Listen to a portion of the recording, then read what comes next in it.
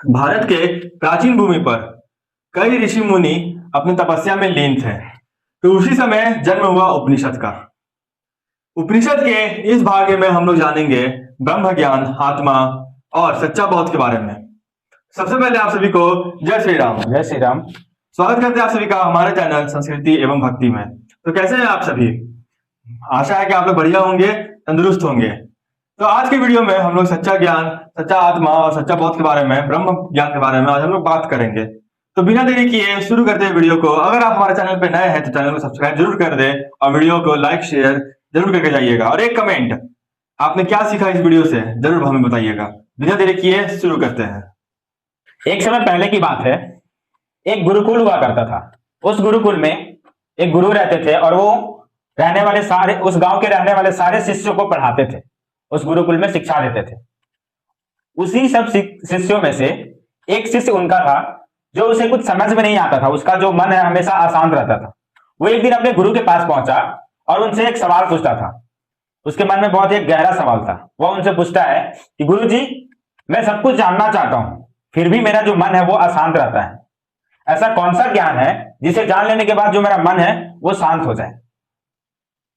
तो इसी में गुरुदेव उत्तर देते हैं, कहते हैं, वत्स, तुम जिस ज्ञान की तुम बात कर रहे हो ना, वह बाहरी ज्ञान नहीं है, वह आत्मज्ञान है। इस ज्ञान में तुम अपने आत्मा को समझोगे, इस ज्ञान में तुम अपने भीतर मन को समझोगे।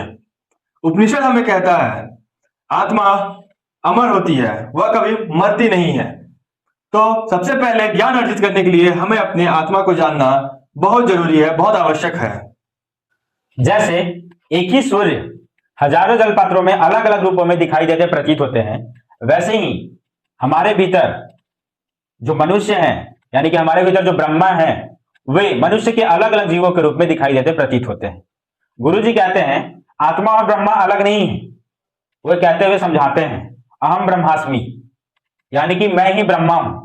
जब इंसान को ज्ञान नहीं होता है, वो अबोध होता है, तो वो खुद को शरीर समझने लगता है। लेकिन जैसे ही इंसान को ज्ञान हो जाता है, उसे ज्ञान का बोध हो जाता है, तो वो शरीर को आत्मा के रूप में समझने लगता है। और इसी के बाद उपनिषद हमें सिखाता है कि मोक्ष पाने के लिए हमें कोई कर्म या पूजा की जरूरत नहीं होती है। हमें ज्ञान, धर्म और विवेक की आवश्यकता होती है। गुरुदेव कहते हैं अहंकार छोड़ो, लालच छोड़ो और कोई भी चीज की लालसा भी छोड़ दो और सत्य की राह को पहचानो।